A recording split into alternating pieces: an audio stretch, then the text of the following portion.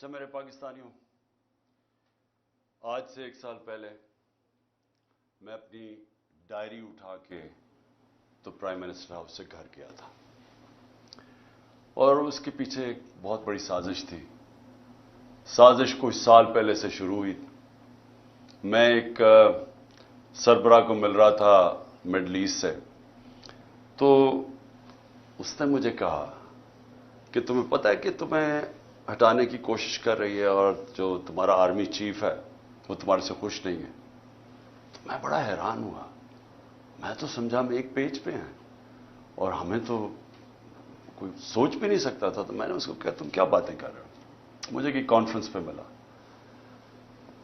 تو جب ہم نے ریورس انجینئرنگ کی،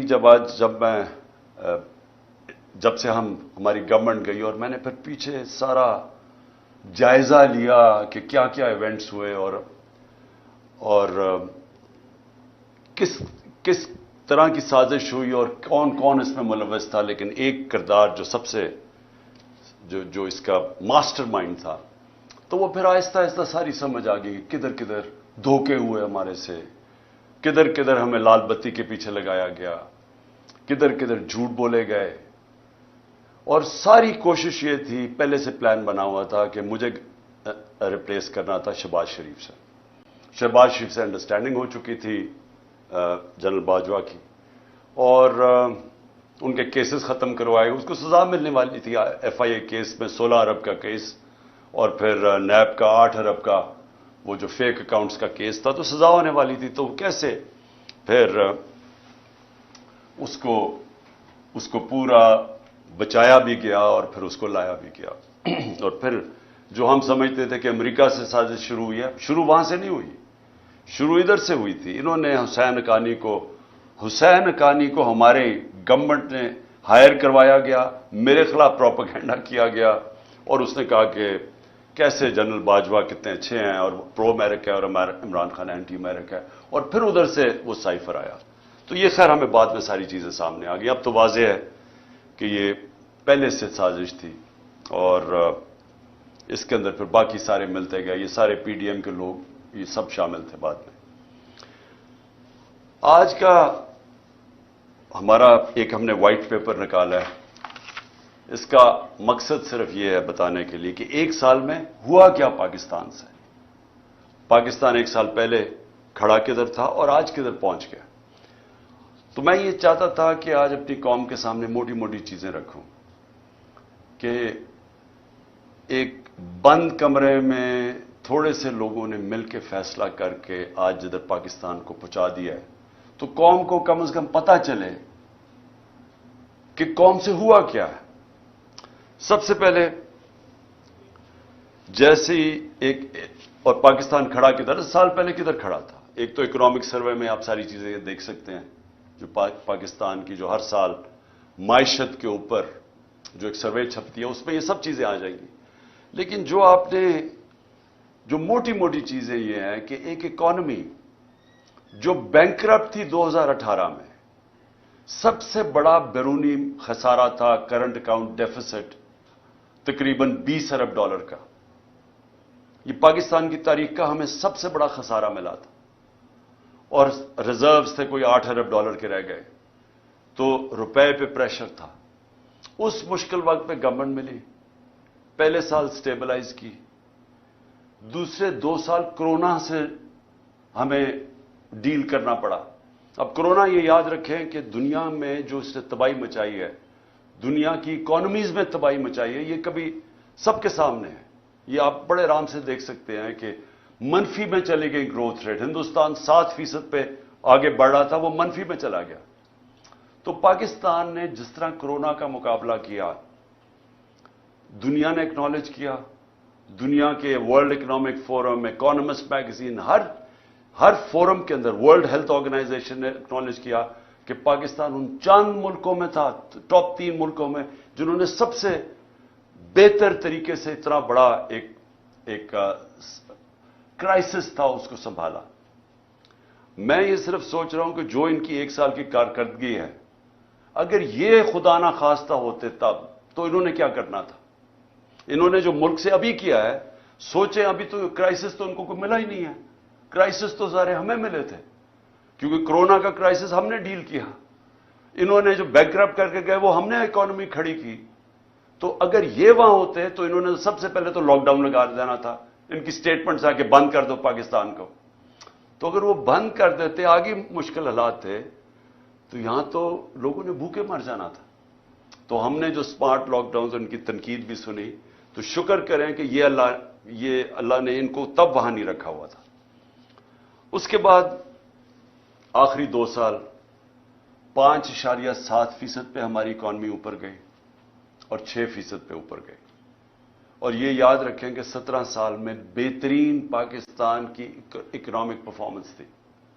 ہمیں پرابلمز آ رہے تھے. پرابلمز کیا تھا کہ دنیا میں کرونا کی سپلائی سائڈ کی رکاوٹ کی وجہ سے جو اوپر گئی، وہ جس کو کہتے ہیں کموڈٹی سپر سائیکل، انرجی کی قیمتیں اوپر چلی گئیں، گیس کی سب سے زیادہ، تیل کی، کوئلے کی، سب اوپر چلی گئی.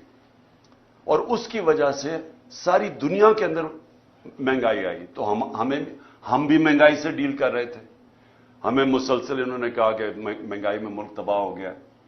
لیکن یاد رکھیں کہ سب سے بڑا جو چیز مہنگائی کرتی ہے وہ تیل ہے. تو ہمارے زمانے میں آخری سال میں $110 سے $115 پہ تیل چلا گیا تھا. ان کے دور میں ابھی $65 تھا، اور اب کبھی $70 ہوتا ہے، $80 پہ سنا ابھی گیا ہوا ہے. تو فرق دیکھیں کہ تیل کا تب کتنا مہنگا تھا، اب کتنا مہنگا. تو ان کا تو کوئی اتنا بڑا کرائسس نہیں تھا. ہم نے سب سے زیادہ کرائسس ڈیل کیے. اور اس کے باوجود جب ہماری گروتھ ریٹ تھی 5.7 اور 6%، یہ 17 سال میں پاکستان کی بہترین گروتھ ریٹ تھی. اور یاد رکھیں اس سے پہلے جو تھی، امریکن ڈالر آ رہے تھے وار آن ٹیرر میں. اس سے پہلے جنرل ضیاء الحق کے تب پھر ڈالرز آ رہے تھے افغان جہاد میں. اس سے پہلے ایوب خان کی سیٹوں سینٹوں میں پھر امریکن ڈالر آ رہے تھے. یہ امریکن ڈالرز آنے کے بغیر پاکستان کی گروتھ 5.7 اور 6% تھی. جو ہم نے تیل کی قیمتیں، پٹرول اور ڈیزل کی قیمت نیچے رکھی، وہ کیوں رکھی تھی؟ کیونکہ ہم سمجھ رہے تھے کہ ببل ہے، یہ تھوڑی دیر کے نیچے آ جائے گا، لیکن ہماری اکانومی اتنا اونچ نیچ نہیں دے سکتی، اس لیے ہم نے سبسڈائز کی. کیونکہ ہم نے روس سے جب میں وہاں گیا، میں نے صدر پوٹن سے جب ملاقات ہوئی، ہم نے ان کو بتایا کہ ہمارے ملک میں یہ آپ کی ٹینشن کی وجہ سے تبھی تیل کی قیمتیں اوپر چلی گئی تھی. تو انہوں نے پھر اپنا انرجی منسٹر بھیجا، حماد اظہر سے ملاقات ہوئی، اور ہماری انڈرسٹینڈنگ یہ تھی کہ ہم نے جس طرح ہندوستان سستا تیل روس سے لے رہا تھا، پاکستان نے بھی لینا تھا. اور بدقسمتی سے آتے ساتھ ہی آپ کو پتا ہے کہ سازش شروع ہو گئی. واپس آئے تو ووٹ آف نو کانفیڈنس ہو گئی، اور اس کے بعد ہماری گورنمنٹ چند ہفتوں میں چلی گئی. تو وہ بیچ میں چیزیں رہ گئی. ہمارا ٹیررزم، جو اتنا آج کل ٹیررزم کی بات کر رہے ہیں، یاد رکھیں ہم ٹیررزم سے ٹورزم پہ گئے تھے. ہمارے 3.5 سال میں دہشت گردی دیکھ لیں اور آج دیکھ لیں.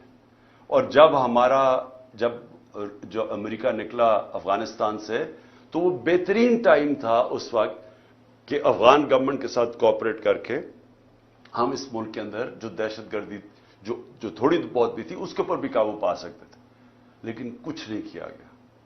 انہوں نے کوئی نہ، ان کے پاس ٹائم تھا سوچنے کا، نہ کچھ تھا، کیونکہ آئے تھے صرف ایک مقصد کے لیے، اپنے کرپشن کیسز ختم کرنے کے لیے. نہ انہوں نے اکانومی کا روڈ میپ دیا، نہ ان کو کوئی فکر تھی کہ یہ جو واپس آ رہے ہیں، جب طالبان گورنمنٹ آئی تو انہوں نے کہا واپس جائیں TTP کو. تو جب وہ واپس آ رہے تھے، نہ سوچا کہ ان کو ریہیبلیٹیٹ کیسے کرنا ہے. ان کو تو اس کی فکر ہی نہیں تھی. یہ تو پڑ گئے اپنے کرپشن کیسز پہ آتے ساتھ ہی. پہلی کیبنٹ کی میٹنگ کے اندر انہوں نے آتے ساتھ ہی اپنے جناب ECL پہ جو رکھے ہوئے تھے وہ ختم کیا. 60% کیبنٹ جو نہیں آئی وہ ضمانت پہ تھی، کرپشن کے کیسز تھے. تو انہوں نے تو صرف آتے ساتھ ہی اپنی کرپشن کیسز ختم کیے، اور پھر اسمبلی میں جا کے نیب کا قانون پاس کر کے 1100 ارب روپے کے کرپشن کے کیسز اپنے ختم کیے. ہمارے 3 سالوں میں نیب نے 480 ارب روپے کرپشن کا ریکور کیا تھا. ہماری ایوریج آ رہی تھی 160 ارب روپیہ سال کا. سب سے زیادہ ہمارے دور میں ہم نے نیب نے پیسے ریکور کیے تھے جو کرپشن کے تھے. انہوں نے آتے ساتھ ہی پہلے نیب کو ختم کیا، نیب کے اوپر آدمی بٹھایا، جب وہ بٹھایا اس نے بھی دیکھا کہ میرے سے غلط کام کروا رہے ہیں، اس نے ریزائن کیا. یعنی نیب کا ادارہ تباہ کیا آتے ساتھ ہی، کیونکہ ان کو سب کو ڈر تھا نیب سے. تو امینڈمنٹ بھی پاس کی، پھر اپنا آدمی رکھایا، وہ بھی نہیں چلا. اس کے بعد ایف آئی اے کو انہوں نے تباہ کیا آتے ساتھ ہی، کیونکہ شہباز شریف نے پھنس جانا تھا. مقصود چپڑاسی اور وہ جو 16 ارب روپے کے کرپشن کیس تھے. ایف آئی اے پہلے رائے طاہر کو لے کے آئے آئی جی، جو نہیں، رائے طاہر پہلے سے تھا، اس سے غلط کام کروانے کی کوشش کی، اس نے ریزائن کیا. پھر آدمی لے کے آئے، پھر ساری ایف آئی اے کو صرف لگا دیا ہم سب کے اوپر، ہمارے اوپر کیسز کرنے کے لیے. ایف آئی اے کا ادارہ ختم کیا اپنے آپ کو بچانے کے لیے 16 ارب کیسز کے اور اپنا آدمی اور وکٹمائزیشن کے لیے. نیب، ایف آئی اے گئی، پارلیمنٹ ختم ہو گئی، کیونکہ جب راجہ ریاض بن گیا اپوزیشن لیڈر تو اس کا مطلب اپوزیشن تو ختم ہو گئی. تو پارلیمنٹ تو چلتی نہیں اپوزیشن کے بغیر، تو وہ ختم ہوئی. پھر الیکشن کمیشن، اس کو انہوں نے استعمال کیا صرف اور صرف کہ کسی طرح وہ ان کو الیکشن جتا دے. توشہ خانہ کیس کر دے عمران خان کے اوپر، فورن فنڈنگ کیس کر دے. اب وہ فورن فنڈنگ کیس ہی ختم ہو گیا. اب پتہ چلا کہ وہ فورن فنڈنگ ہی نہیں تھا، وہ کچھ اور تھا. اب ہائی کورٹ نے، ایک جج صاحب نے کہا کہ جی بتائیں، جو عمران خان کے اوپر میڈیا ٹرائل کر رہے تھے وہ بھی رہ گیا بیچ میں. ابھی توشہ خانہ بھی ختم ہوگا، وہ بھی پتہ چلے گا کہ اس الیکشن کمیشن نے ان کو خوش کرنے کے لیے میرے پہ کیس کیا تھا. اور پھنس جائیں گے یہ اب، کیونکہ توشہ خانہ کا ریکارڈ سارا اویلیبل ہے. تو توشہ خانہ کا جب ریکارڈ اویلیبل ہے، انہوں نے اپنے پیر پہ کلہاڑی مار دی ہے، کیونکہ اس میں نواز شریف اور زرداری نے پھنس جانا ہے توشہ خانہ میں. اور انشاءاللہ ان کی جو گاڑیاں انہوں نے چوری کی ہیں وہ بھی ہم سامنے لے کے آئیں گے. اس کے بعد میڈیا، جو ایک ستون ہوتا ہے ڈیموکریسی کا، اس کے اوپر واردات شروع ہوئی. عمران خان اور پی ٹی آئی کا بلیک آؤٹ شروع ہو گیا میڈیا میں. ہمارے دور پہ کہتے ہیں کہ جی میڈیا کے اوپر پابندی تھی. جتنی آزادی ہمارے دور میں میڈیا کے اوپر تھی، میں چیلنج کرتا ہوں، پاکستان کی تاریخ میں نہیں تھی. کھل میڈیا نے جس طرح ہمیں اٹیک کیا، میرے پہ، سب پہ، میرے گھر والوں پہ، کبھی ایسا میڈیا کا اٹیک نہیں تھا. ہنی مون پیریڈ بھی نہیں ملا، پہلے دن سے اٹیک شروع کر دیا. اور جیسی ہماری گورنمنٹ گئی، میڈیا کو ٹوٹل کنٹرول کیا گیا. خود ٹیلی فون جایا کرتا تھا نامعلوم صاحب سے کہ جناب عمران خان کو نہیں دکھانا. ان کو اونرز کو ٹیلی فون کر کے کہا جاتا تھا کہ اس کو نہیں تم نے دکھانا. جو 2-3 چینلز تھی وہ جو دکھا رہی تھی، ان کے اوپر آپ پریشر ڈال کے ان کو بھی بند کروا دیا کہ آپ نے بھی نہیں دکھانا، لائیو عمران خان کی کوریج نہیں دکھانی. جو سب سے بڑی پارٹی پاکستان کی ہے، اس کے لیڈر کو کیسے ایک ڈیموکریسی کے اندر آپ میڈیا سے بلیک آؤٹ کروا دیتے ہیں، اس کی سپیچز نہیں دکھانے دیتے. اور یہ بھی آپ، یہ لائیو نہیں جائے گا کیونکہ ان کو خوف ہے کہ پتہ نہیں وہ کیا کہہ دے گا. تو اتنا خوف ہے فریڈم آف سپیچ سے. اور میں آج یاد کرانا چاہتا ہوں ہر وہ ہمارا صحافی جو ہمارے دور میں کہتا تھا کہ جی دیکھیں یہاں پابندیاں لگ رہی ہیں. میں چیلنج کرتا ہوں کہ آج اور کمپیئر کریں. میں کہتا ہوں پاکستان کی جمہوریت کی تاریخ میں کبھی ایسی پابندیاں نہیں لگی جو آج لگی ہوئی ہیں ہمارے اوپر. تو میڈیا انہوں نے کر دیا. پھر فنڈامنٹل رائٹس، بنیادی حقوق. 25 مئی کو سے شروع ہوتا ہے. لوگوں کے گھروں میں پولیس گھس کے، پی ٹی آئی کے ایم پیز لوگوں کے گھروں میں گھس کے، نہ چادر نہ چادر دیواری، وہاں جا کے جو انہوں نے جس طرح تشدد کیا، لوگوں کو اٹھایا. ایک 11 سال کے بچے کو لے کر جا رہے جیل میں کیونکہ باپ نہیں تھا. ایک گھر میں اٹیک کر دیا انہوں نے. وہ ایک میجر صاحب تھے، ان کو کیا پتا کون آ رہا ہے گھر میں. کوئی کسی کے گھر میں رات دروازہ توڑ کے گھستا اندر، اس نے گولی مار دی، اس نے سمجھا کوئی ڈاکو آ رہا ہے. اس کو پکڑ کے اس کے بیٹے کو انہوں نے جو تشدد کیا پولیس نے، جو بیٹے سے کیا. میں 6 مہینے کے بعد بیٹے کو ملا، اس نے کہا میں ابھی بھی میں رات کو سو نہیں سکتا، اتنا انہوں نے میرے ظلم کیا. اس کے بعد 25 مئی کو جو عورتیں بچوں کے اوپر انہوں نے وہاں دیکھ رہے ہیں کہ فیملیز آئی ہوئی ہیں. تحریک انصاف کی کیسے یہ کہہ سکتے ہیں کہ ہم کسی بھی انتشار کے اندر ہم ملوث ہوں؟ کیونکہ جو پارٹی الیکشن چاہتی ہے وہ انتشار کیوں چاہے گی؟ ہم تو پہلے دن سے کہہ رہے ہیں کہ پاکستان کے مسئلے الیکشن میں، وہ انتشار کیوں چاہے گی؟ لیکن ہر جگہ ہمارے اوپر انہوں نے ہمیں کوشش کی کہ کسی طرح ہم ریئیکٹ کریں، ہمارے اوپر ٹیئر گیسنگ یا جو بھی کریں تاکہ یہ کہہ سکیں کہ تحریک انصاف انتشار پھیلا رہی ہے. تاکہ اور کیسز بنائیں اور کسی طرح الیکشن نہ ہو ملک میں کہ جی فضا نہیں ہے، سیکیورٹی سچویشن نہیں ہے. تو ہمارے پاس تب سے شروع ہوئے. پھر اس کے بعد ہر جگہ اور بنتے گئے، کیسز بنتے گئے. میرے اوپر آج 144 کیس بن چکے ہیں. میرے اور علی امین کے اوپر، دونوں کے اوپر انہوں نے غداری کا کیس بنا دیا. میرے اوپر غداری کا کیس یہ ہے کہ جناب میں نے اپنی کئی تقریر میں، کوئی ایک میجسٹریٹ کہہ رہا ہے کہ میں اتوار کو آفس تھا جب کوئی ہونا نہیں چاہیے تھا. میں نے اور میرے سٹاف نے دیکھا کہ عمران خان نے کوئی ایسی توہین کر دی ہے ادارے کی، کیونکہ میں نے ڈرٹی ہیری کا ہے اور میں نے سائیکوپیتھ کا ہے. اس کے اوپر میرے اوپر غداری کا پرچہ کر دیا. میں آج جو یہ کر رہے ہیں، میں ان سے سوال پوچھتا ہوں کہ آپ کو پتہ ہے کہ آپ پاکستان کو کتنا نقصان پہنچا رہے ہیں ان چیزوں سے؟ ساری دنیا میں یہ جب جاتا ہے کہ آپ نے ڈرٹی ہیری اور سائیکوپیتھ اس نے تقریر میں کہنے کی وجہ سے ایک غداری کا پرچہ کر دیا جائے ایکس پرائم منسٹر پہ. اس کا پتہ ہے پاکستان کو نقصان کتنا ہے؟ کیونکہ دنیا مذاق اڑا رہی ہے پاکستان کا، ہمیں بنانا ریپبلک سمجھ رہی ہے. 144 پرچے، جس میں 40 دہشت گردی کے پرچے میرے اوپر ہیں. یہ ساری دنیا، باہر کی چینلز ساری انٹرسٹ ہے، یہ ساری چیزوں کی رپورٹنگ ہوتی ہے. تو کس کا آج پاکستان کا کیا امیج باہر جا رہا ہے کہ پاکستان کے اندر بنانا ریپبلک ہے؟ یا کوئی قانون ہی نہیں ہے، کوئی بنیادی حقوق کی حفاظت ہی نہیں ہے، جمہوریت ہی نہیں ہے. اور سارے ہمارے ایک وقت پہ 3100 ہمارے کارکنوں کو پکڑ کے جیلوں میں ڈال دیا. ایک طرف الیکشن اناؤنس ہوا ایک طرف ورکرز کو پکڑ کے جیلوں میں ڈال رہے ہیں. اس کے بعد سوشل میڈیا کے لوگوں کو اٹھا رہے ہیں، اغوا کر رہے ہیں، وہ غائب ہو جاتے ہیں. ہمارا اظہر ماشوانی غائب ہو گیا 7-8 دنوں کے لیے، پتہ ہی نہیں کدھر گیا. ساری فیملی، گھر والے میرے سے پوچھ رہے ہیں. پوری طرح اس ملک کو سمجھنا چاہیے کہ جب یہ مسنگ پرسن ہوتا ہے، یہ جو بلوچستان میں روتے ہیں لوگ، یہ جو کراچی میں لوگ کہتے ہیں کہ یہ اٹھا کے لے گا کسی کو، اس گھر کے اوپر کیا گزرتی ہے جب آپ کسی کو اٹھا کے اغوا کر لیتے ہیں. اور پھر اعظم سواتی سے جب اس کو ٹارچر کیا جاتا ہے، اس کو کسٹوڈیل، پہلے تو اس کو بچوں کے سامنے، اس کے پوتے اور پوتیوں کے سامنے مارتے ہیں آ کے 3 بجے گھر میں گھس کے، پھر اس کو اٹھا کے لے جا کے ننگا کر کے ٹارچر کرتے ہیں 75 سال کے آدمی کو.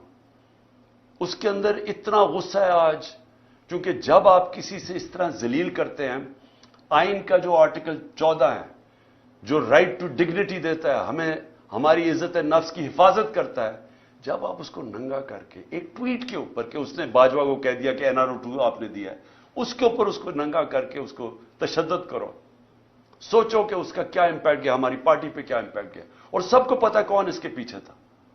پولیس نہیں تھی، نامعلوم افراد نے یہ کیا. گل سے یہی کیا. شہباز گل کو بھی اٹھا کے لے کے گئے، 2 دن رکھا، تشدد کیا اس کو.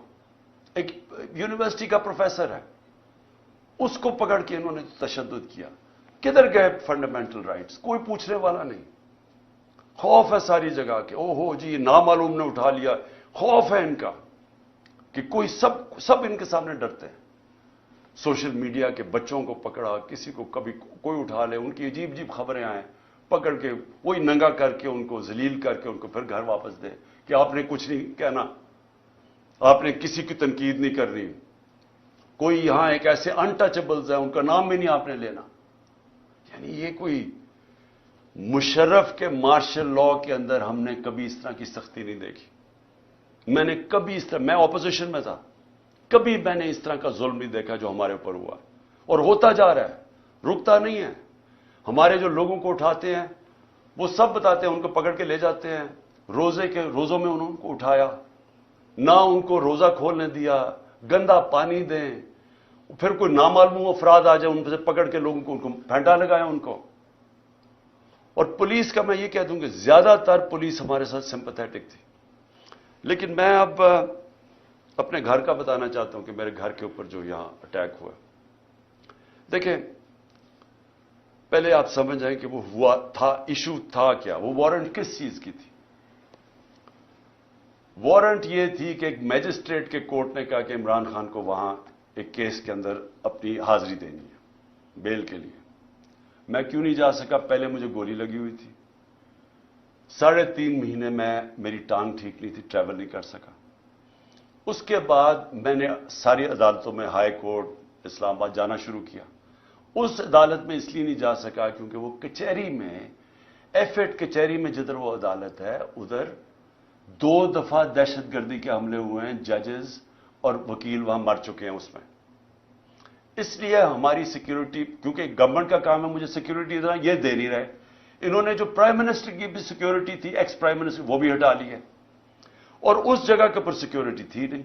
تو ان سے وکیلوں نے درخواست کیا میجسٹریٹ کو کہ وہ آپ دوسرے عدالت میں چلے جائیں تو ہم آ جائیں گے. اس کے اوپر اس نے میری وارنٹ نکال دی. وارنٹ نکلی تھی بنی گالا کے لیے، لے کے آنا تھی، اور انسپیکٹر نے وارنٹ لے کے آنا تھا.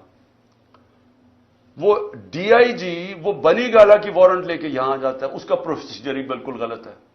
پہلے تو وارنٹ یہ تھی کہ عدالت میں آنا تھا 18 کو، وہ میں ویسے ہی جا رہا تھا عدالت میں.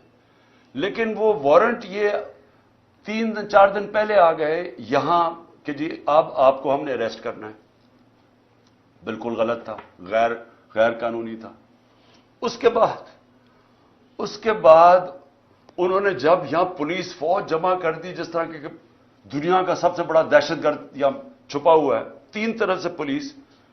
تو شام کو میں نے وکیل کے ذریعے اشتیاق خان جو پریزیڈنٹ ہے لاہور بار ہائی کورٹ کا، اس نے میں نے ایشورٹی بانڈ دیا کہ میں پہنچ رہا ہوں وہاں 18 کو، اور جب وہ ایشورٹی بانڈ مل جائے قانون کے مطابق اریسٹ نہیں کر سکتے. وہ سی پی او وہ لیتا ہی نہیں ہے بانڈ، کیونکہ نیت کچھ اور تھی. نیت کیا تھی یہ ذرا میں آپ سب کو بتا دوں. نیت ان کی یہ تھی کہ 2 قسم کے ان کے سامنے ماڈل تھے جو میرے اوپر آزمائے. پہلے تھا سلمان تاثیر کا قتل. وہ دینی انتہا پسند ہیں جو وزیر آباد جس کے نام پہ انہوں نے یہ پلان کر کے کیا ہوا تھا. پہلے انہوں نے ایک کیمپین چلائی کہ عمران نے توہین مذہب کر دی ہے. میں نے تب پبلک میں کہا کہ یہ اب سلمان تاثیر ٹائپ قتل کرائیں گے میرا دینی انتہا پسند سے، اور وہی ہوا. وہ اس نے میرے پہ واردات کی وزیر آباد میں. اس کے بعد کور اپ کیا گیا. پہلے تو میری ایف آئی آر نہیں رجسٹر کی. مجھے پتا تھا وہ کون 3 لوگ ہیں جو پیچھے تھے، کیونکہ میں تو پہلے سے کہہ رہا تھا کہ یہ میرے اوپر واردات ہونی ہے. اس کے بعد جب واردات ہوگی انہوں نے سیبوٹاج کیا جے آئی ٹی کی، کیونکہ اگر وہ فائنڈنگ سامنے آ جاتی تو پتا چل گیا تھا 3 شوٹر ہیں، ایک تھا ہی نہیں. تو وہ دینی انتہا پسند کا جو انہوں نے بوگی بنائی تھی وہ تو ختم ہو گئی تھی. تو انہوں نے وہ سیبوٹاج کی. کون تھے پیچھے؟ وہ طاقتور جو سارے پاکستان میں وہ طاقتور جو فیصلہ کرتا وہی ہوتا ہے، وہ پیچھے تھے. اس کے بعد اگلا پلان بنتا ہے یہ جو میرے گھر پہ یہ اٹیک، یہ دوسرا ماڈل تھا مرتضی بھٹو ٹائپ قتل، کہ انہوں نے اٹیک کرنا تھا، یہاں ہو رہا ہے، اور اسی کے اندر جناب عمران خان کو قتل ہو گیا. تو وہ مرتضی بھٹو کا ماڈل تھا. یہاں پہلے کیا، ساری رات اٹیک کرتے رہے، اتنی پولیس رینجرز، جس طرح کا انہوں نے کیا سب غیر قانونی تھا. مقصد کچھ اور تھا. مقصد یا قتل کرنے کا تھا، یا پھر اٹھا کے جیل کے اندر کوئی زہر دے دینی تھی، جو کہ ان کا وہ جس طرح 4 وہ مرے ہیں ہارٹ اٹیک سے شہباز شریف کے گواہی، وہ دوسرا وہ ماڈل تھا. اس کے بعد میں جاتا ہوں اسلام آباد، ادھر دوسرا پلان، پھر مرتضی بھٹو پلان بنا ہوا تھا. اندر پہلے انہوں نے مجھے اکیلا کرنا تھا، اندر جانا تھا، وہاں رینجرز پولیس بھرے ہوئے تھے، نامعلوم افراد. تو وہ تو شکر ہے ہمارے اندر جو وکیل تھے ان کو بھی مارا، شبلی فراز کو مارا وہاں. اور اس نے جلدی سے انہوں نے آ کے بتایا کہ یہاں نہ ہو، یہاں تو ٹریپ ہے، ڈیتھ ٹریپ ہے. وہ اللہ نے وہاں سے بچایا. تو یہ سارا پلان بنا ہوا تھا عمران خان کو راستے سے ہٹانا. وہ کیونکہ 37 میں سے 30 بائی الیکشن ہم جیت چکے تھے. پاکستانی قوم ہمارے ساتھ کھڑی ہو گئی تھی. ڈر ان کو الیکشن سے لگ چکا تھا. الیکشن سے یہ بھاگ رہے تھے، اور اس الیکشن سے بھاگنے کے لیے ان کو ڈر یہ تھا کہ اگر اس کو جیل میں بھی ڈالتے ہیں تو اس کی پاپولیرٹی اوپر چلی جائے گی، لہٰذا اس کو قتل کرو، راستے سے ہٹاؤ. تو یہ جو 144 کیسز ہیں یہ سارا اسی کی کڑی ہے. پھر اسی دور میں میڈیا کا کیا، یعنی جو بنیادی حقوق تو تباہ کر دیے انہوں نے. جو ابھی علی امین کو پکڑا، علی امین کو کس طرح پکڑا؟ اس کو پولیس، اس کا جو ڈی پی او پکڑنے آیا، اس نے سٹیٹمنٹ دی کہ جو بھی ہو جائے میں نے اس کو پکڑ کے لے کے جانا ہے، عدالت بھی نہ اسے جانے دے. یعنی ایسا کہ ٹارگٹ کر کے جو مین لوگ ہیں عمران خان کے ساتھ، ان کو پکڑ کے جیلوں میں ڈالنا ہے. اگر عمران خان نہیں تو مین لوگوں کو جیلوں میں ڈالو. اچھا، اس کے بعد معاشیت. اب ذرا معیشت کیا تھی؟ میں نے شروع میں آپ کو بتایا کہ اکانومی گرو کر رہی تھی. انڈسٹری 17 سال میں لارج سکیل مینوفیکچرنگ انڈسٹری 10% کی ریٹ پہ گرو کر رہی تھی، 10% پہ، جو کہ بڑی انڈسٹری ہوتی ہے جس سے سب سے زیادہ روزگار ملتا ہے. 3 سال میں 55 لاکھ لوگوں کو مزید روزگار ملا. یہ بھی ورلڈ بینک کی ہے. اور ہمارا جو زراعت ہے وہ 4.5% پہ گرو کر رہی تھی. 2 سال مسلسل بمپر کراپس ہوئی. کیوں؟ کیونکہ ہم نے پیسہ، گنا کا جو فصل تھی اس کا پورا پیسہ دینے دیا. ہم نے شوگر مل مافیا کو، جو بیچارے کسان کے اوپر ظلم کرتے ہیں، اس کے حق مارتے ہیں، ہم نے ان کو ٹائم پہ پیسے دلوائے، پوری قیمت دلوائے. انہوں نے پیسہ اپنی زمینوں پہ لگایا. تو سب سے زیادہ پیسہ زراعت میں گیا ہمارے دور میں، اور اس کی وجہ سے انہوں نے، ہماری فصلیں بھی زبردست ہوئی، زراعت بھی بڑھ رہی تھی، انڈسٹری بھی بڑھ رہی تھی.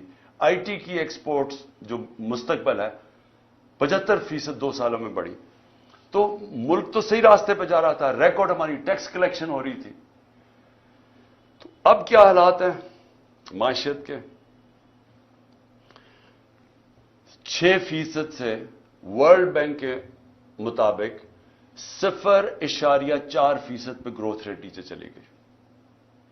اس سے ورلڈ بینک کی رپورٹ ہے کہ 40 لاکھ لوگ غربت کی لکیر سے نیچے چلے گئے. مہنگائی جس کے اوپر سارا شور مچا ہوا تھا ہمارے دور میں، یاد رکھیں کہ ہمارے دور میں جو مہنگائی کی اصل وجہ تھی وہ تیل تھی. تیل ہمارے دور میں 110 سے $115 بیرل پہ کیا تھا. یہ نیچے آ کے $65 سے آپ کوئی $80 کے بیچ میں ہے. تو اس دور کے اندر ہماری مہنگائی تھی، جو انفلیشن تھی، وہ 12% تھی. ان کے دور میں وہ پہنچ گئی تقریباً 35%. اور جو کھانے پینے کی چیزیں ہیں وہ 1 سال میں 50% بڑھی ہیں. آپ جو چیز عام آدمی کو سب سے افیکٹ کرتی ہے وہ ہے آٹا. آٹے کا 20 کلو کا بیگ اگر آج آپ دیکھیں، اور ہمارے مقابلے میں ہمارا تھا 1140 روپے کا، آج وہ بیگ پہنچ گیا ہے 2800 روپے کا. تو جو عام آدمی ہے، جو اب آٹے کی لائنیں دیکھ رہی ہیں اور لوگ دیکھ رہے ہیں بیچارے آٹا لیتے ہوئے، جو 20 سے زیادہ لوگ مر چکے ہیں. جو بنیادی چیز ہے، پہلے بے روزگاری بھی بڑھ گئی، ویسے کھانے پینے کی چیزیں 50% بڑھ گئی، اور اس کے اوپر آٹا جو بنیادی چیز ہے اس کی قیمت دگنی سے زیادہ ہو گئی. اس کا مطلب یہ کہ لوگوں کے اس وقت سب سے برے حالات ہیں، اور یہ بڑھتے جا رہے ہیں. مہنگائی بڑھتی جا رہی ہے کیونکہ رک تو نہیں رہی. روپیہ 100 روپے سے زیادہ ڈالر مہنگا ہو چکا ہے. روپیہ 100 روپیہ گر چکا ہے. اور پھر سے میں یاد کرا دوں کہ جو باہر بیٹھے ہوئے ہیں، جو لنڈن میں بیٹھے ہوئے ہیں، جن کی اربوں ڈالرز کی پراپرٹیز ہیں، جن کے ڈالر میں پیسے ہیں، ان میں اضافہ ہو گیا 100 روپیہ. اور جو پاکستان کے اندر اس وقت جو عام آدمی جن کے آپ کے روپیوں میں پیسے ہیں، وہ ڈالر کے مقابلے میں 100 روپیہ کم ہو گیا. اگر آپ یہ سمجھیں نا کہ 100 روپیہ آپ کے پاس بینک میں پڑا ہوا تھا، تو صرف 65 روپے اس کی خریدار کی قیمت رہ گئی ہے.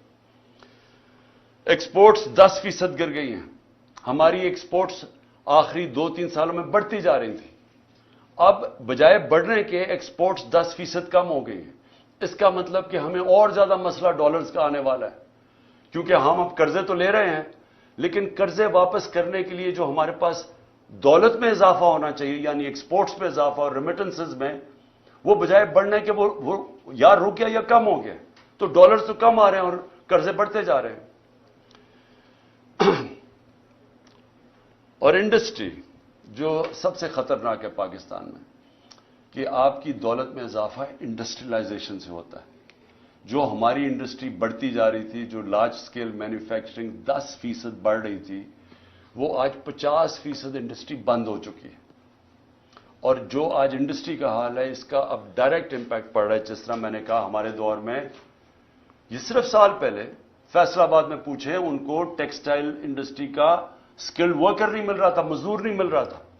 اور آج آپ دیکھ لیں کہ ٹیکسٹائل انڈسٹری کے حالات کیا ہیں. اچھا جی، پھر اب آخر میں پہنچ رہا ہوں کہ 1 سال کے اندر معیشت بھی بیٹھ گئی، میڈیا بھی بند کر دیا، ہمارے جو بنیادی حقوق ہیں ان کی بھی تباہی کر دی.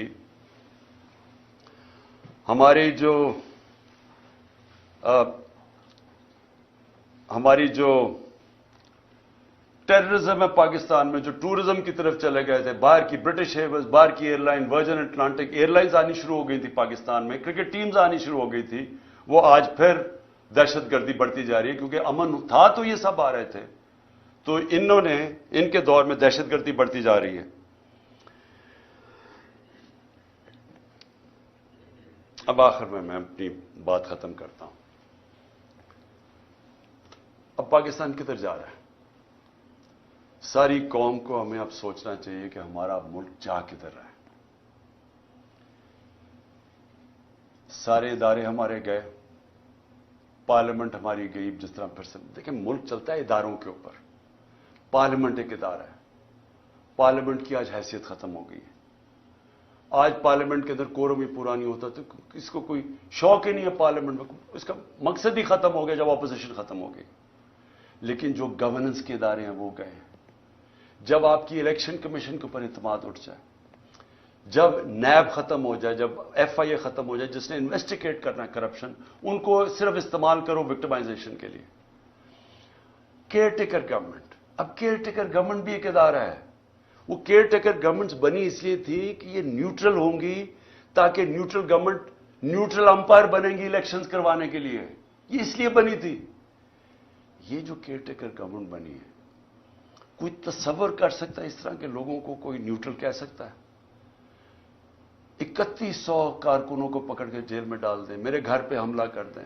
میں جاتا ہوں اسلام آباد، پیچھے میری بیوی اکیلی گھر پہ، وہ پورا دعویٰ بول دیتے ہیں، مارتے ہیں ان کو، نوکروں کو مارتے ہیں، خنسامے کو لے جاتے ہیں. اچھا، خنسامے سے سوال کیا پوچھتے ہیں یہ نامعلوم افراد؟ یہ بھی سن لیں کہ جی عمران خان کے جو گھر پہ جو کمرے میں اس کے شیشے لگے ہوئے ہیں، اس خنسامے سے پوچھ رہے ہیں کیا وہ بم پروف ہیں یا بلٹ پروف ہیں. پھر اس سے پوچھ رہے ہیں کہ جناب کتنا راستہ ہے کچن سے عمران خان کے بیڈ روم کی طرف. یہ خنسامے سے سوالات پوچھ رہے ہیں. وہ اور ہے کہ وہ کھاتا کیا ہے تاکہ وہ زہر دینے کے لیے پتہ چل جائے کھاتا کیا ہے. یہ ہمارے ملک کے حالات ہیں.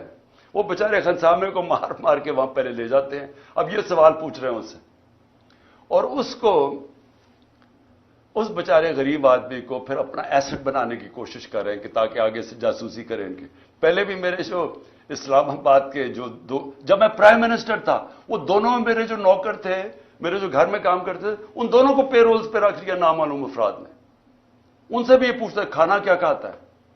یہ سوچیں، یہ ملک کے حالات ہیں کہ کیا اگر مارنے کی آپ نے کوشش کرنی ہے تو کوئی عقل سے ہی کر لیں، کسی تھوڑی سی عقل ہی استعمال کر لیں. اس طرح بھونڈے طریقے سے کھلے عام کبھی وہ پورا گھر پہ دعویٰ بول دیتے ہیں، وہاں ادھر کر دیتے ہیں، یا پھر زہر کی اچھا جی کھانا کیا کھا رہا ہے، اور پھر گھر کا جی بلٹ پروف ہے یا بم پروف ہے اس کا کمرہ. تو میں آج آخر میں یہ پوچھنا چاہتا ہوں کہ ہم جا کدھر رہے ہیں. ادارے جب ایک ملک کے ختم ہو جاتے ہیں، ملک ختم ہو جاتا ہے. ملک چلتا ہے اداروں کے اوپر، آپ کی بیوروکریسی کے اوپر، آپ کا جوڈیشل سسٹم کے اوپر. وہ ادارے جو گورننس کے ادارے ہیں، پولیس کا ادارہ ہے، پولیس سے یہ کام کروانے جا رہے ہیں. اچھا، پولیس ہمیں خود آپ آ کے کہتی ہے جی یہ بڑا غلط کر رہے ہیں، ہم نہیں کر رہے، ہمیں پیچھے سے حکم ہے. اب یہ پیچھے سے نامعلوم افراد بیٹھے ہوئے ہیں، وہ پیچھے سے ان سے کام کروا رہے ہیں. پولیس والے اب کہتے ہیں. وہ جب ہمارے لوگ جیل میں گئے انہوں نے کہا جی پولیس نہیں کرتی تھی، وہ بعد میں نامعلوم افراد آتے تھے شلوار قمیض میں، وہ آ کے ان کے اوپر تشدد کرتے تھے. یہ ہے آج پاکستان کا حال. اور کس کو یہ اوپر رکھ رہے ہیں؟ اس ملک کے نامور ڈاکوؤں کو، جن کی سارے پراپرٹیز باہر پڑی ہیں, جن کا پیسہ باہر پڑا ہے, 30 سال سے منی لانڈرنگ کر کے باہر پیسہ لے کے جا رہے ہیں, ان کو بچانے کے لیے ملک کے ادارے بھی ختم کیے جا رہے ہیں, سارے انسانوں کے بنیادی حقوق ختم کیے جا رہے ہیں, سارے اداروں پہ پریشر ڈال رہے ہیں کہ کسی طرح ہم ان کو قبول کر لیں اور کرش کرنے کی کوشش کر رہے ہیں تحریک انصاف کو. ایسے پولیٹیکل پارٹیز کرش نہیں ہوتی. میں یہ آج ساروں کو پیغام دے رہا ہوں, یہ صرف اور صرف ہم ملک کو نقصان پہنچا رہے ہیں. فاطمہ جناح کا جب الیکشن ہوا ایوب خان سے, تو یہ حربے استعمال کیے گئے اس کو ہرانے کے لیے. اس کا کیا ہوا نقصان؟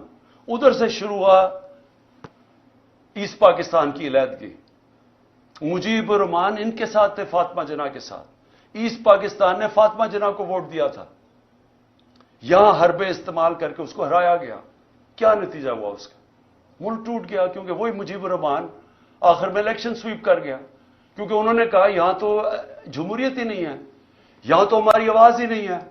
اور جب وہ الیکشن جیت گیا, election free and fair election وہ جیت گیا, 1970 کا الیکشن سب سمجھتے ہیں فری اینڈ فیئر. وہ جب جیت گیا اس کی مینڈیٹ ہی مانگنا, ملک ٹوٹ گیا.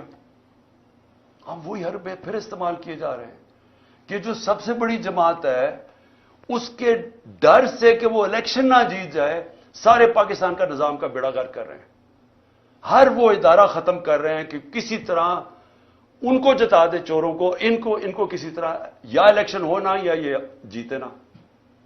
یہ جو اب سپریم کورٹ سے ہو رہا ہے, میں سوال یہ پوچھتا ہوں کہ میں نے آئین دیکھ کے, وکیلوں کو کنسلٹ کر کے, آئین کے مطابق میں نے اپنی گورنمنٹ جب ڈیزالو کی, اور اس لیے کہ ہم کام نہیں کر سکتے تھے اور ہم یہ سمجھتے تھے کہ الیکشن ایک ہی راستہ ہے, اور ابھی میں سمجھتا ہوں کہ الیکشن کے بغیر کوئی دوسرا راستہ نہیں ہے.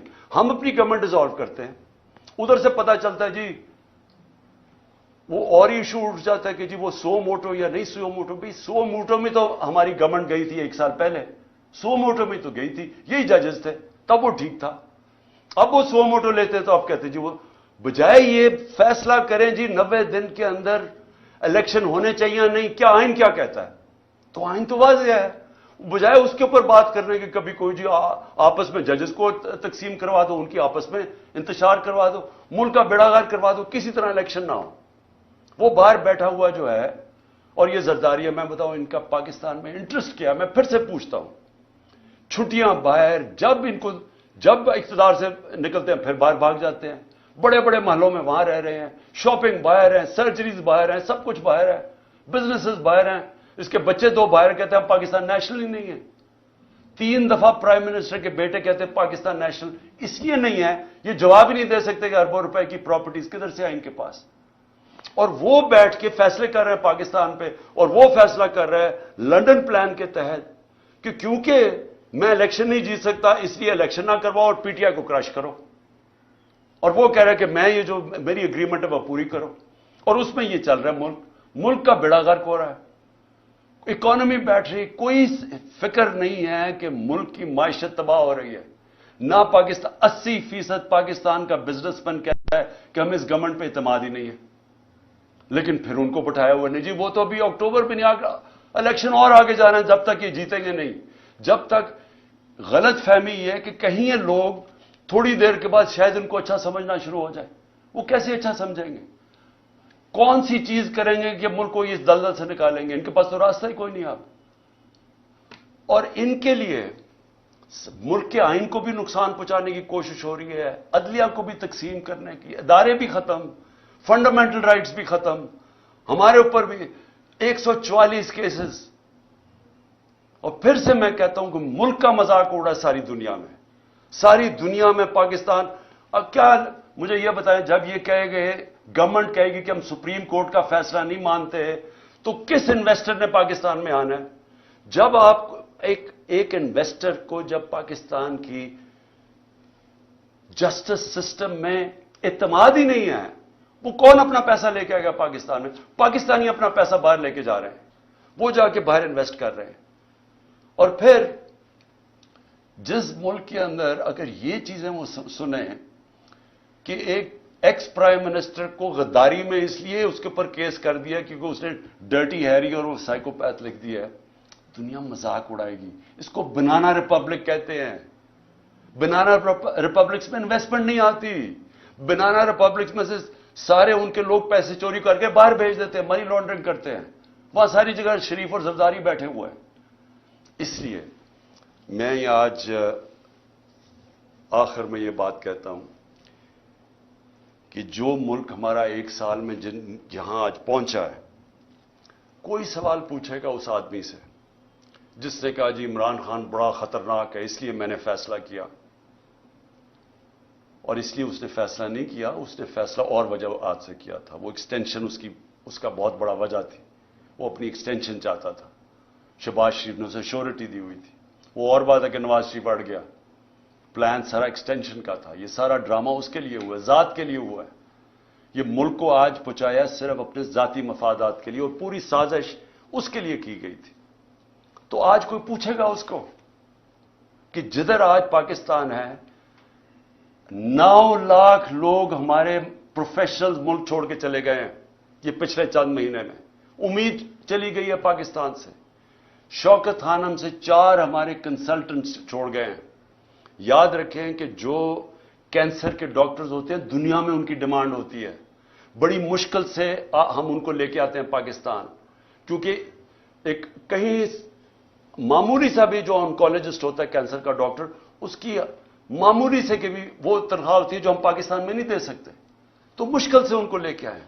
تو یہ جو حالات دیکھ کے 4 ہمارے ڈاکٹرز چھوڑ کے چلے گئے, مایوس ہو گئے ہیں. تو کیا کوئی اس کو ذمہ دار ٹھہرائے گا کہ تکبر کے اندر فرعون بنا ہوا کہ میں نے فیصلہ کیا جی ملک کی بہتری کیا ہے, اور اس کے لیے آج جو ہمارے حالات ہیں کوئی اس کو کوئی ادارہ ذمہ دار ٹھہرائے گا؟ کیا یہ قانون سے اوپر ہے؟ ان کو کوئی پوچھ نہیں سکتا. حمود الرحمان رپورٹ 25 سال کے بعد جو ملک ٹوٹ گیا تھا ہندوستان میں چھپی تھی, پاکستان نہیں آئی تھی, کیونکہ وہ یہ سمجھتے ہی نہیں ہیں کہ جب تک ایک معاشرے میں تنقید نہیں ہوتی معاشرہ آگے نہیں بڑھ سکتا. جو ساری ڈکٹیٹرشپس دنیا میں فیل ہوئی ہیں ان کی سب سے بڑی وجہ ہے کہ ڈکٹیٹرشپس کے اندر تنقید نہیں ہوتی. جب تنقید نہیں ہوتی معاشرہ سکڑ جاتا ہے. یہ جو جمہوریت کی خوبی ہے یہ کہ وہ تنقید ہوتی ہے اور تنقید سے اپنی صلاحیت کرتا ہے معاشرہ. یہاں جب تک ہم یہ سمجھیں گے کہ جی وہ ایک سپر کنگ تھا, وہ جو مرضی فیصلہ کرے, ذمہ دار کسی اور کو ٹھہراؤ, اور وہ آرام سے کسی باہر والے ملک میں اچھی ہوائیں لیتا پھرے, کبھی بھی ملک آگے نہیں بڑھے گا. اور آج خاص طور پہ پاکستان کی اس برے وقت میں جو سب سے خوشائن چیز وہ یہ کہ پہلی دفعہ میں نے 1 سال میں جو چیز چینج دیکھا ہے کہ ہماری عوام جاگ گئی ہے, ایک شعور آ گیا ہے. ہمارا نوجوان سوشل میڈیا کی وجہ سے اور یہ 1 سال کی کیمپین میں وہ نوجوان ایک ایشو سمجھ گیا, بچے سمجھ گئے ایشوز, اسکول کے بچے, وہ شعور ہے جو کبھی پہلے بڑوں میں نہیں تھا. اور اس سے بھی بڑی چیز کہ ہماری خواتین گھروں کے اندر انقلاب آ گیا. میں سمجھتا ہوں کہ یہ سب سے خوشائن چیز ہے جب ایک قوم جاگ جاتی ہے اور جب اس کو سمجھ آ جاتی ہے حقیقی آزادی کیا ہے. حقیقی آزادی انصاف سے آتی ہے. جب ایک معاشرے میں آپ کے بنیادی حقوق کی حفاظت کرتا ہے آپ کے عدالتوں کا نظام, وہ لوگ آزاد ہو جاتے ہیں. وہ اس کو لیول پلینگ فیلڈ کہتے ہیں. وہ معاشری ترقی کرتے ہیں. تو اس وقت لوگ سب سمجھ بیٹھے ہیں کہ ہمیں آزادی چاہیے, ہم بنیادی حقوق چاہیے, ہمیں انصاف چاہیے. ہمیں یہ جو کلاس ہے قانون کے اوپر بیٹھی ہوئی ہم اس کو تسلیم نہیں کرتے. یہ جو چھوٹے سے لوگ ہیں جو ملک کے فیصلے کرتے ہیں, چوری کریں تو NRO مل جاتا ہے, قانون توڑیں تو اپنی FIR, ex prime minister FIR نہیں درج کروا سکتا کیونکہ وہ خاص کوئی آدمی تھا جس نے جو مرضی کرے تو اس کو ہمارا قانون کا نظام نہیں پکڑ سکتا. یہ ہے ظلم پاکستان کا, اور یہ جب تک چینج نہیں ہوگا ملک کا کوئی مستقبل نہیں ہے. جب تک ہم اس ملک میں رول آف لا نہیں لے کے آتے. 1 سال کا ہمارا تجربہ یہ ہمیں بتاتا ہے کہ رول آف لا جس معاشرے میں نہیں ہے اس میں تباہی ہے. اور 1 سال میں جو قتل ہوا ہے وہ رول آف لا قتل ہوا ہے. ان چوروں کو اوپر بٹھانے کے لیے اس ملک کے اوپر جو ظلم ہوا ہے وہ یہ ہوا ہے کہ ان کے لیے ایک اور قانون بن گیا, इनकी सारी चोरियां माफ हो गई हैं।